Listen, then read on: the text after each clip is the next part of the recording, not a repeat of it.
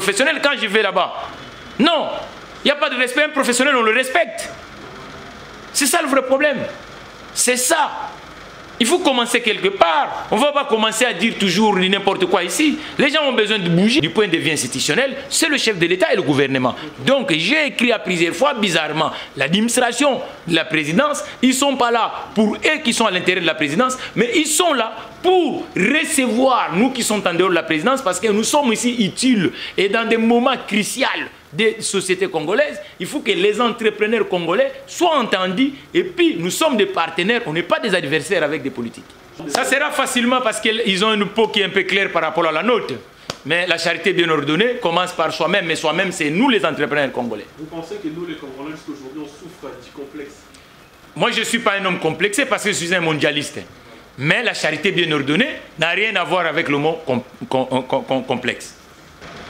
La récréation doit finir à un pays démocratique du Congo. Un professionnel, quand je vais là-bas, non, il n'y a pas de respect. Un professionnel, on le respecte.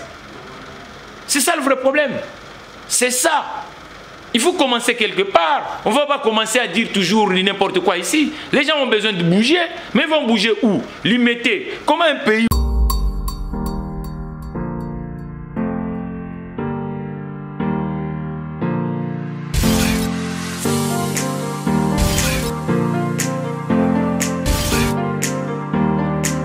Bonsoir à vous, hein, vous nous suivez de partout, vraiment on vous salue de partout là où vous êtes, hein, vraiment donc merci toujours être très branché dans votre chaîne que vous aimez beaucoup, Avenir TV. Donc merci toujours de nous donner confiance à la présentation de votre belle émission, votre humble serviteur que je suis, Cédric Ifoji, et à la montage de cette émission, Caleb Konwa, Studio Android toujours, et pourquoi pas derrière la caméra, la personne qui est venue m'accompagner, hein, donc Jonathan Doudi. Merci beaucoup très chers internautes. Donc aujourd'hui je reçois pour vous, c'est pas la première fois, hein, donc je reçois pour vous monsieur Mathieu Takiza là, un expert à l'entrepreneuriat et puis un analyste politique qu'il est. Donc, qui j'ai dit bonjour, M. Mathieu. Bonjour, cher journaliste. Comment vous allez, M. Mathieu? Oui, ça va. Hein. On se réveille, vous savez, après Covid-19. On est toujours en pleine Covid-19. Il faut garder le moral. Donc, le moral est le moral titanesque d'un entrepreneur, d'un homme d'entreprise. Un homme d'entreprise a toujours positivé les choses. Hein. Monsieur Mathieu, en fait, en parlant de du Covid-19, vraiment, ça vous fait comment? Parce que la plupart des Kinois et des Congolais donc, ne respectent pas les mesures barrières. Et des cas de personnes atteintes du Covid-19 sont en train juste de s'empirer et d'augmenter. On a un problème au Congo à la fois social, culturel et puis structurel. Quand vous comprenez un peu la vie des Congolais est scellée. Le Congolais vit dans la débrouille. Et quand quelqu'un vit dans la débrouille, à un moment, le mesure barrière, comme vous dites, et quand quelqu'un n'a pas de provision, quand quelqu'un n'a pas de salaire à la fin du mois, automatiquement, vous voyez que l'éducation, hein, le ventre affamé comme on dit. Donc c'est ça la grande difficulté. Covid arrive à un pays démocratique du Congo, dans un virage dangereux, où le Congolais lambda ne se retrouve pas socialement, où le nombre des entreprises est en chute libre dans le pays démocratique du Congo, où nous, le secteur privé, ne sommes même pas associés, hein, qui que ce soit, uniquement les officines que nous connaissons comme d'habitude, hein, les officines de 60 ans, qu'on appelle le parti politique, pour que la nation, tout le secteur doit fonctionner. Mais qu'est-ce qu'il faut maintenant pour que les gens prennent cette conscience-là de respecter les mesures barrières? Mais les crises, il n'y a pas une nation qui a jamais passé les époques des difficultés ou des défis. Ce sont des crises qui font construire le dynamisme dans tout le secteur. Je pense que pendant longtemps, dans ces pays, on a cru que c'est ailleurs que c'était meilleur. Aussi, pour aller se soigner, il faut aller quelque part. On vient de faire presque 90 jours en pays démocratique du Congo, où personne ne sort. Donc aujourd'hui, on doit faire un repli stratégique. Le Congo, ce n'est pas un enfer. Mais maintenant, faisons un peu de ne plus répéter des erreurs du passé. Monsieur Mathieu, qu'est-ce qu'il faut? Le Congo n'est pas un enfer. Qu'est-ce qu'il faut vraiment pour que notre pays puisse être émergé vraiment? L'émergence, ce n'est pas un slogan. L'émergence, c'est une processus. Et ce processus doit se faire dans les deux volets. Le volet étatique et le volet privé. Mais malheureusement, pendant 60 ans, le volet privé n'a jamais été considéré. Maintenant, faisons de sorte qu'on puisse considérer le volet privé parce que les innovations aujourd'hui, vous diffusez via Internet. Mais si l'Internet a plus corps aujourd'hui, ce sont les acteurs comme moi qu'on appelle les entrepreneurs, mais nos homologues américains jeunes comme moi aussi, hein, les Steve Jobs, ainsi de suite, qui ont fait les Zuckerberg, qui ont fait que l'Internet prend corps dans le monde. Mais bizarrement, pendant 60 ans, la République démocratique du Congo, donc les Jobs congolais que nous sommes, on ne nous considère pas et on ne nous associe pas. Et c'est pour ça que vous voyez que la médiocrité sociale est dans l'espace public. Vraiment là, bien dit, M. Mathieu. Je vous ai entendu tout à l'heure parler que vous devez normalement voir le chef de l'État. Qu'est-ce que vous avez écrit au chef de l'État récemment? L'audience du chef de l'État. Qu'est-ce qui s'est passé? Dans toutes les nations, lorsque vous avez des moments difficiles, celui qui est le premier du peuple, et il doit s'associer avec tout le corps des sociétés. Et moi, je fais partie d'une société. Si nous sommes en mouvement, le Congo sera en mouvement parce que les entrepreneurs congolais, le patron congolais, lorsqu'ils sont en mouvement, il n'y aura plus de chômage. Lorsqu'ils sont en mouvement, l'État va évoluer dans des taxes et tout ça, ainsi de suite, pour faire évoluer cette société. Mais nous sommes en pleine Covid-19. Je suis un entrepreneur congolais, mais je demande rien qu'à une audience. Depuis que je suis ici du 7 mois, je demande uniquement qu'à une audience, une invitation, où le chef de l'État va visiter le Silicon Valley de l'automobile congolais, qu'on appelle Spécial Auto, avec les autres ministres, qu'on puisse comprendre que c'est autour de l'industrie de l'automobile qu'on peut capitaliser, qu'on peut créer des emplois, qu'on peut permettre que le ménage congolais vont se retrouver. Donc c'est ce que moi je cherche. Je ne cherche pas pour moi, mais je vois que mon peuple est dans la rue. Mais pour qu'on puisse se mettre, moi je suis un médecin de la frustration sociale qu'on appelle l'entrepreneur. Alors, mon partenaire du point de vue institutionnel, c'est le chef de l'État et le gouvernement. Donc j'ai écrit à plusieurs fois, bizarrement, l'administration de la présidence, ils ne sont pas là pour eux qui sont à l'intérieur de la présidence, mais ils sont là pour recevoir nous qui sommes en dehors de la présidence, parce que nous sommes ici utiles et dans des moments cruciaux des sociétés congolaises, il faut que les entrepreneurs congolais soient entendus, et puis nous sommes des partenaires, on n'est pas des adversaires avec des politiques. Je vous ai vu fâché tout à l'heure, vous étiez en train de dire que non, voilà, si c'était un Libanais ou un Français, normalement... Ça sera facilement parce qu'ils ont une peau qui est un peu claire par rapport à la nôtre. Mais la charité bien ordonnée commence par soi-même, mais soi-même, c'est nous les entrepreneurs congolais. Vous pensez que nous, les Congolais, jusqu'aujourd'hui, on souffre du complexe? Moi, je ne suis pas un homme complexé parce que je suis un mondialiste. Mais la charité bien ordonnée n'a rien à voir avec le mot complexe. Pourquoi vous avez dit alors que non, voilà, si c'était un Libanais... Ah, mais parce que ce sont des pilules qu'on a habitués avec ça dans la République démocratique du Congo. Donc, ça ne vient pas d'aujourd'hui, c'est une roue vieille. C'est ce genre de pilules-là. Et on déroule tapis rouge vite fait aux uns aux autres, mais pas au fils pays. Parce que je suis un entrepreneur congolais, j'ai de quoi à faire pour que ce pays bouge. Mais bizarrement, mes partenaires institutionnels, en commençant par la présidence de la République, ne considèrent pas ce que... Parce que lorsque quelqu'un vous invite, lorsque quelqu'un écrit, on fait quoi? On répond à la personne d'une manière administrative et d'une manière aussi considérable. Mais comment fait-il rien qu'une petite audience ou une invitation? Ça devient... moi, je ne vais pas là-bas pour déposer un CV. Non. Je travaille, j'ai une entreprise à gérer. Et mon souci est que ce pays devienne un pays noble. Parce que pour les autres investisseurs du monde puissent nous respecter, il faut que les autres investisseurs doivent trouver le partenaire locaux, les entrepreneurs congolais. Donc les entrepreneurs congolais, ce sont des partenaires des politiques congolais. Mais comment fait-il le politique congolais lorsqu'on l'écrit? Personne, lettre morte. Alors comment vous allez créer des emplois dans un pays où le taux de chômage est de 85% de la population active, dans un pays où le monde rural ne vit pas, dans un pays où la jeunesse est dans la rue, dans un pays où le règle sociétale est de l'informel? Alors les gens qui sont dans la formalité des choses, une entreprise, il ne faut pas aller chercher que de collecter d'impôts. Non, pour collecter d'impôts, il faut savoir si cette entreprise a un marché. Non, on souffre. Je suis dans cette ingénierie, nous ne sommes pas représentés. Et nous, on ose être représentés dans cette ingénierie. Mais personne ne m'entend. C'est ça le vrai problème. On ne demande pas l'emploi. Je ne suis pas un demandeur d'emploi. Mais on veut donner corps à la République démocratique du Congo. D'aider mon peuple. Et tout le monde n'est pas fait pour être administrateur ou tout ça, ainsi de suite. Mais je gère une structure, je peux créer des temps de sociétés avec les idées qu'on a magasinées quelque part. Parce qu'on a du vécu. Mais comment fait-il? On vient ici? Non, on ne nous associe pas. Mais on parle quoi? On ne parle pas de l'entreprise à la République démocratique du Congo. On récite des vieilles recettes qui ne fait rien ici.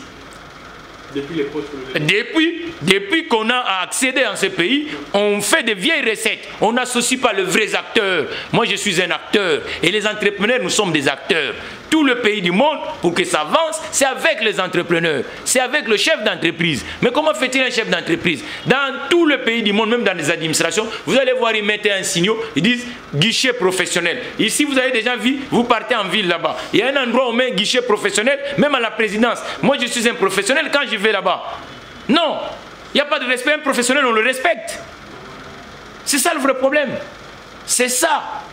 Il faut commencer quelque part. On ne va pas commencer à dire toujours n'importe quoi ici. Les gens ont besoin de bouger, mais ils vont bouger où? Limiter. Comment un pays on quitte dès les années 70 la sortie de l'indépendance avec 9000 entreprises qui étaient présentes sur le répertoire de la FEC. Aujourd'hui, c'est 500. Et ceux qui viennent avec des idées qui peuvent créer des emplois et qui sont des gens sur le terrain, parce que moi, je ne suis pas sur le papier. J'ai une société. Là, vous êtes dans mon bureau. Alors, comment fait-il? On n'écrit rien. Et vous voyez, c'est ça le vrai problème. Aujourd'hui, partout il y a des plans de relance. Moi, je viens d'élaborer. J'ai un plan de relance que j'ai fait pour la République démocratique du Congo. Depuis que le Congo est Congo, on n'a pas parlé de l'économie dans le vrai sens de la bègue. On présente les gens des diplômes ici. Je suis docteur, je suis ça. Mais on ne crée rien. On ne crée rien. Alors on est complexé de ça, des titres académiques. Il faut être complexé des gens qui ont l'ingéniosité de créer. Et dans tous les pays du monde, ce sont des créateurs qu'on a besoin d'eux. Et il y a les autres pays qui mettent même la politique d'aller chercher les géniteurs, les gens qui peuvent créer de la valeur. Alors nous sommes ici, vous pensez que moi si je vais en Singapour ou dans notre pays, non, ils ne vont pas regarder ma couleur de peau. Ils vont dire, tiens, cette idée-là, on peut capitaliser ça. Voilà. Mais comment fait-il? On est dans l'espace public comme si on est dans la jungle. C'est ça le vrai problème de la République démocratique du Congo. Monsieur Mathieu, en fait, j'allais vous poser une question, juste pour savoir. Vous n'êtes pas les seuls, hein? Vous n'êtes pas les seuls entrepreneurs, vous êtes les premiers entrepreneurs de passer aux médias pour essayer d'interpeller les politiciens. Est-ce que vous pensez vraiment, avec cette voix, ça va tenir? Mon cher, vous savez, quand vous décidez de créer une boîte ou créer une marque, ce n'est pas quelqu'un qui a la peur. C'est quelqu'un qui a l'audace, qui a le pragmatisme. Donc on commence quelque part. L'utopie doit être dans la tête d'un entrepreneur. Il doit commencer dans le vide. Il n'y a pas de précédent. Vous trouvez ça normal? Un grand Congo, même pas avec une cinquantaine d'entreprises congolaises qui va dans la conquête africaine? Nous, on est en retard, mon cher ami. Non, on doit revoir nos muscles et la stratégie économique. Parce que la misère est dans nos portes. Il n'y a pas un pays au monde, c'est l'État qui crée des emplois. C'est le bord privé, mais le bord privé est encadré par l'État. Mais c'est le cas en République démocratique du Congo. Non. Non. Comment pour nous recevoir tous les jours quand vous mettez la télé, on reçoit les gens. Okay. Mais pour recevoir un entrepreneur, depuis l'année qui vient de passer, vous avez vu déjà un entrepreneur congolais reçu officiellement à la présidence? Vous avez déjà vu? C'est des entrepreneurs qui viennent de votre bord. Ça, c'est pas normal, ça. Monsieur Mathieu, en fait, en parlant de l'entrepreneuriat, monsieur Mathieu, parce que je vous vois, vous êtes seul. Normalement, vous devez être accompagné. Il n'y a pas une structure des entrepreneurs congolais qui peut avoir exemple qui... Ça, c'est le méthode communisme. Okay. Aujourd'hui, l'entrepreneuriat, aujourd'hui d'abord le chambre des métiers au Congo, il y en a, le chambre d'industrie au Congo, il y en a, le chambre de commerce au Congo, il y en a. Ce sont ces interfaces qui permettent de créer du réseautage d'entrepreneuriat. Ce n'est pas du syndicalisme entrepreneurial. Aujourd'hui, on est en plein Covid-19. Est-ce que la FEC visite toutes les entreprises, qu'ils soient petits ou grands, pour savoir les difficultés des chefs d'entreprise? Vous pensez que moi, je suis quelqu'un qui est dynamique et je ne suis pas quelqu'un qui dort. Je ne peux pas aller dans une organisation pour aller uniquement faire beaux yeux. Il y a des difficultés des entrepreneurs. Il faut qu'aujourd'hui... S'il s'agit de crédible, en fait, que ça soit crédible. Parce que non, mais vous pensez que ce n'est pas crédible. Quand on nous met l'eau, s'il vous plaît, quand un individu... Non, mais je ne suis pas un individu. Okay. Je suis responsable d'une marque congolaise. Et derrière moi, des femmes et des hommes. Et je défends une cause qui est noble. Alors pourquoi je suis seul? Là, vous n'avez pas trouvé les gens qui sont en train de bouger. Ce sont des Congolais et Congolaises. Et le client, par exemple, qui vient ici, ce sont des Congolais. Ils ont leurs droits. Ils sont volés tous les jours ici. Ils ne savent pas où le pièce vient. Comment ils réparent. On défend une cause qui est noble. Il y a des volants qui cohabitent dans ces pays. Ces organisations-là que tu dis là. Ils ont déjà pensé que parce que c'est anormal que des volants cohabitent dans ces pays. Est-ce qu'un numéro pour parler, il parle au nom d'une organisation? Il est patron, tu sais, il est patron, il a un mot à parler. Est-ce que lorsque Job parle, il passe à la télé, il dit les tueuses, il parle au nom d'un syndicalisme entrepreneurial. Qui vous dit ça? Non, papa, je suis un chef d'entreprise, je suis un responsable. Alors, pour parler, je suis à la tête d'une boîte congolaise qui peut nous honorer et qui peut donner de l'emploi dans ces pays, qui peut aller dans le chiquier africain. Ça, c'est déjà une grande responsabilité que vous m'avez donnée, vous les Congolais. Alors, on ne peut pas... Ces organisations, ils ne voient pas que nous sommes présents. Qu'est-ce qu'ils font pour les entrepreneurs aujourd'hui? Il faut que ça soit réformé, toutes ces organisations. Ce sont des organisations sur papier. Et sur le terrain, les choses ne se font pas correctement. Parce que la concurrence est déloyale. Est-ce qu'ils crient sur cette concurrence déloyale dans mon industrie de l'automobile ou dans tous les coins des rues, on voit des ateliers clandestins? Ces organisations que vous me dites là, ils crient sur ça. Est-ce que ce secteur-là est représenté là-bas? Non, papa, il faut qu'on évolue. On est en 21e siècle. Et aujourd'hui, les choses se font d'une façon organisée. Ça signifie que le grand entrepreneur révolutionnaire dans leur tête, dans la façon de faire des choses, il pèse sur l'espace public et il change des choses. Ne croyons pas si vous êtes 10, 15. Ils sont là, ils sont beaucoup là-bas. Qu'est-ce qui est là? On est en pleine Covid. Quels sont les résultats sur le terrain? Diamant a eu des contrats ici. Est-ce qu'au sein de la FEC, il n'y a pas un entrepreneur congolais qui pouvait prendre ça? Non, papa. Il faut évoluer. Même la Bible a été réformée. Il faut réformer toutes ces organisations qui est mobile, qui est fixe, qui n'est pas mobile. Ces organisations doivent bouger. Ils doivent aller autour des entrepreneurs. Autour, et ces entrepreneurs, même nous les entrepreneurs jeunes qui arrivent avec une autre façon de faire, il faut que nous soyons associés. Parce que nous ne gagnons pas. Il y a des organisations. Vous pouvez me dire, il y a une dizaine de sociétés congolaises qui gagnent des marchés. Il y en a où? Et ces organisations, mais quel est leur travail? Monsieur Mathieu, en parlant de ça, je voulais ajouter, parce que normalement, je suivis, il y a un monsieur, c'est un Libanais, qui se disait, voilà, en fait, comme on est en train d'arranger en fait, les grands marchés, mais un Libanais qui est là, qui dit que non, voilà, moi, en fait, avec moi, mes boutiques ne peuvent pas fermer, donc je mets en garde les gouverneurs. Est-ce que c'est une façon de faire les choses? Un étranger peut mettre en garde un gouverneur? Non. Lorsque quelqu'un vient dans notre pays, il crée une société, il est considéré comme un citoyen congolais et sa société est considérée comme une société congolaise. Ça signifie que le commerce est régulé par un ministère qu'on appelle le ministère du commerce. Et il y a aussi le ministère de l'économie qui est là aussi le catalyseur sur ce que nous subissons. Donc automatiquement, l'individu, s'il se sent lésé quelque part, il faut se faire valoir auprès des institutions qui peuvent faire du boulot, de sorte que, parce que je vous dis, mon cher ami, nous sommes en train de souffrir, nous les patrons en République démocratique du Congo. On souffre et personne ne tient compte de ça. Parce qu'on est, si nous maillons, abandonnés en République démocratique du Congo. Abandonnés. Il n'y a pas de la considération pour nous les entrepreneurs, le patron congolais. Le patron qui sont sur le territoire, petit ou grand. Il faut que ça change. Il ne faut pas qu'on devienne comme une marche-pied de tout le monde qui vient ici. Non. On est des partenaires.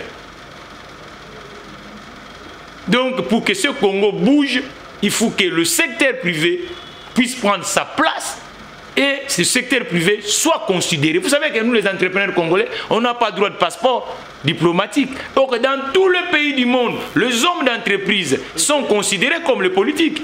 On leur donne le passeport diplomatique pour aller chercher des contrats, des voyages, ainsi de suite. Ici, ça ne se fait pas. Mais c'est quoi ça? Vous voyez nos compatriotes qui vont en Chine.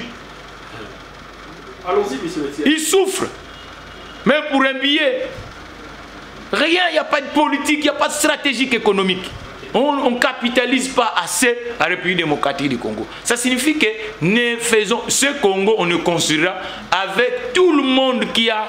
Moi, ma deuxième nation, c'est la République française. C'est mon pays comme le Congo. Parce que c'est ce pays qui m'a vu grandir. C'est ce pays qui m'a donné l'expertise que j'ai aujourd'hui. C'est ce pays qui m'a donné les enfants. C'est ce pays qui m'a donné l'ouverture au monde. C'est mon pays. Dès que je suis en France, je me sens, je suis comme en République démocratique du Congo. Et j'ai une redevabilité de la France comme particulièrement de la République démocratique du Congo, qui est mon pays d'origine. Donc c'est ça le vrai problème. Le problème aujourd'hui, le monde est ouvert. Nous devons s'ouvrir, mais nous ne devons pas aller comme des pigeons. On doit avoir, pour être compétitif, la maison congolaise, il faut que le secteur privé, qu'on puisse avoir. Aujourd'hui, il faut qu'on change. Qu'on voit un ministre tout seul qui va aller chercher des contrats. Non, le ministre doit se balader avec les hommes d'entreprise congolais, pas uniquement des collaborateurs de cabinet. Non, ça ne paye pas. Le président Macron, quand il se déplace, le deuxième avion, ce sont les entrepreneurs. Mais c'est Mathieu, c'est pas parce que dans ces pays tout est politisé. Oui, tout a été pendant longtemps politisé, la gestion politisée, l'administration politisée, et on a cru que le Seigneur, le Sauveur, c'est la politique, mais la politique, bizarrement, elle est globale, elle est vaste. Il n'y a pas uniquement la politique politicienne, il y a aussi la politique économique. Mais pour parler de la politique économique, il faut avoir des acteurs économiques. Les acteurs économiques, c'est nous les patrons, c'est nous les entrepreneurs, le créateur des boîtes, et nous devons être considérés à la République démocratique du Congo.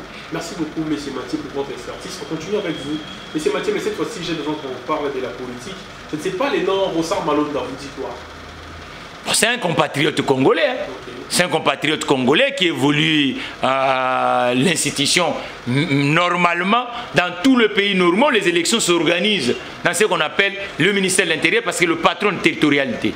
Mais bizarrement, en Afrique, on a créé un autre instrument temporaire qu'on appelle le CENI partout en Afrique, mais c'est toujours les sources des polémiques. Il n'y a pas une nation qui s'est construite dans des polémiques. On a fait des polémiques en commençant de l'accession des indépendances jusqu'à aujourd'hui. Et on est incapable de mettre du mouvement dans nos pays. Le chômage de masse, et à chaque fois des discutes inutiles. Parce que l'obtention de postes, et le socle économique est absent. C'est ça le vrai problème. C'est un compatriote qui est dans cette maison que vous avez créée sur le boulevard. Et il est là-bas. La confession religieuse, on y a voté pour M. Rossard Malonda. Mais sauf que là, il y a l'opposition qui s'oppose pour dire, même il y a les gens même de la coalition du Cash qui sont peut-être opposés pour dire que voilà. Sinon là, Rossard Malonda nous dit beaucoup. Il travaille avec Mulunda, donc il y a même le patron du AFDC. Donc, M. Bati Lukwebo qui dit pour lui, Rossard Malonda, c'est un monsieur corruptible, il est du FCC. Je ne sais pas votre avis par rapport. Moi, je vous dirais une chose. Okay. La récréation doit finir en pays démocratique du Congo. Les amis, vous savez, nous sommes les enfants de ces pays que vous avez jetés dans les autres nations du monde.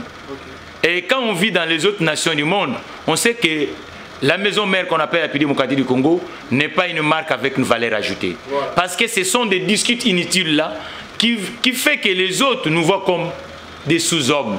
Et on doit évoluer. On a fait des colloques en République démocratique du Congo. Ça donnait quoi? L'impasse à chaque fois. Et les uns et les autres croient que la République démocratique du Congo, ça les appartient. C'est un bien commun. C'est pour tout le monde. Pensez aussi aux autres. Soyons pas des égoïstes.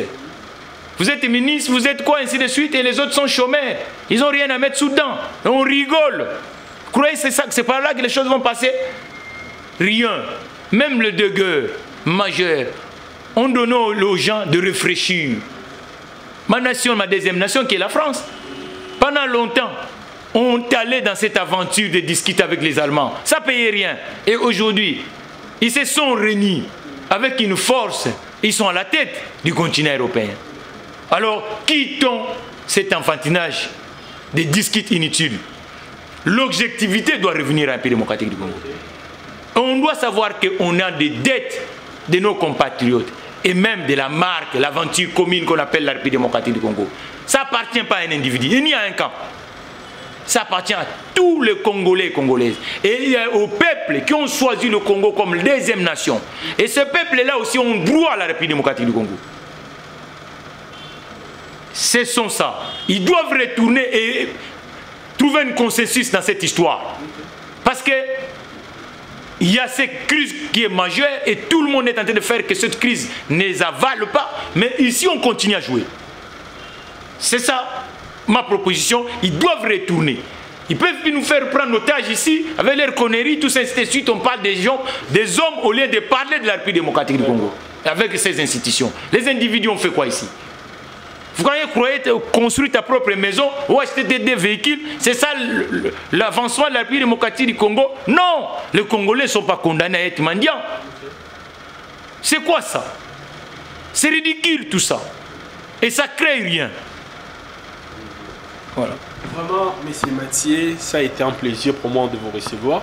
Je ne sais pas, M. Mathieu, si vous avez un mot de la fin par rapport à l'émission et si vous pouvez donner votre numéro de téléphone. Hein. Je ne sais pas par rapport aux gens peut-être qui vont vous appeler pour vous soutenir. Non, ou qui ont aimé le plateau est à vous, hein, donc automatiquement les gens qui viennent nous contacter. Moi aujourd'hui en ce moment, j'ai dit à mes compatriotes qui ont la distraction, nous avons une belle aventure dans l'entrepreneuriat qu'on appelle spécial auto-garage. Vous êtes investisseur, vous avez un peu de cash, vous voulez vous vendre des véhicules à la République démocratique du Congo, vous voulez, vous avez une société, 15 véhicules, tout ça, ainsi de suite pour les entretiens. Regarde un partenaire solide qu'on appelle spécial auto parce que pour qu'on crée un peu de l'emploi, parce que notre jeunesse n'est pas condamnée à être des chômeurs dans la rue. Et puis nous avons l'ISTA, une belle institution technique. Ils forment des ingénieurs, mais ils vont travailler où? Mais c'est autour des spécial auto que ces ingénieurs peuvent trouver là où ils peuvent travailler. Nous formons dans la faculté d'économie, ou l'Institut national des commerces qui est sur 24. Donc automatiquement, tous ces étudiants-là, où ils vont faire stage, chers compatriotes, ne réparez pas le véhicule dans la rue. S'il vous plaît, le pays est en danger social. Mais pour que ce danger puisse fuir la nation congolaise, il faut qu'on soit quand même avec une habilité de consommation. Il faut qu'on consomme dans une interface qui est dans le formel, parce que c'est là où on peut trouver des solutions dans le terrain social et économique. Merci beaucoup vraiment Monsieur Mathieu Takizala. Merci vraiment d'accepter notre invitation. Merci beaucoup à vous très chers internautes, mais surtout merci beaucoup à Monsieur Mathieu hein, pour son expérience, hein, pour son expertise vraiment qu'il vient de partager avec nous. Très chers internautes, on vous dit toujours Avenir TV, donc continuez à vous abonner, multipliez vos abonnements dans votre chaîne que vous aimez beaucoup, Avenir TV. On ne va pas se taire tant que le Congo va mal. Donc nous tous, nous sommes fils de ces pays. On a besoin que les pays puissent avancer. Et pour que le pays puisse avancer, donc tout le monde doit mener, je ne sais pas trop moi, Libanga Naye, moi Kayou Naye, pour que les Congo aillent de l'avant. Merci beaucoup à vous qui avez suivi cette émission, toujours avec moi Cédric Ifoji. Donc j'ai dit, hein, mes salutations à ce qu'on appelle Mardoché Ikwa, et pourquoi pas à vous, hein, Remedi Timba, je vous salue. Donc je vous dis au revoir, on se revoit au prochain numéro, toujours sur Avenir TV. Bye bye.